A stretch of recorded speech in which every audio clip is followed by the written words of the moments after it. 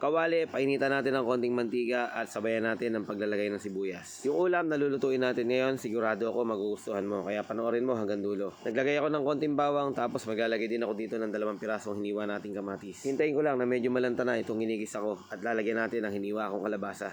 Lagkitan daw itong kalabasa na niluluto ko ngayon, ang sabi nung nagtitinda. At meron pa tayo ditong bataw at sitaw. Hahalu-haluin lang, gigisa-gisahin lang natin ito. Titimplahan ko na agad ng 2 kutsarang patis. Maglalagay din ako dito ng pamintang durog.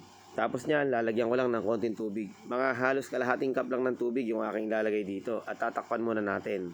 Hinintay ko lang lumambot yung kalabasa at yung sitaw, yung bataw. Pwede na natin lagyan kapag malambot na ng talong at saka okra. Totoo nga yata yung sinabi ng tindera. Mukhang lagitan nga itong kalabasa na kanyang tinitinda. Mapapansin mo naman na tila ba kumukulay sa sabaw yung kalabasa niya. Ngayon naman maglalagay lang ako dito ng gata. Ito nga palang gata na ginamit ko ay yung instant na lang. So ito na yung magsisilbing sabaw nitong ating niluluto.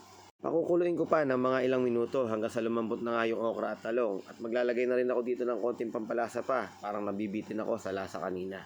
Sa tingin o itsura pa nga lang ng niluluto natin, talaga namang nakakaakit ng kumain. Kaya naman nanggigigil na akong tikman at hindi pwedeng palagpasin na tikman na natin agad yan. Kung talaga bang lagkitan itong ating kalabasa. Totoo nga naman at malagkit at kumakapit pa nga sa ngalangala itong kalabasang tinitinda niya. At para nga magkaroon ng lahi, nagtabi tayo ng buto para pantanim. So yun lang, maraming salamat sa lahat ng nanood at sumuporta. Pakisabi mo naman kung taga saan ka para alam natin kung saan nakakarating yung ating mga video. God bless po sa lahat.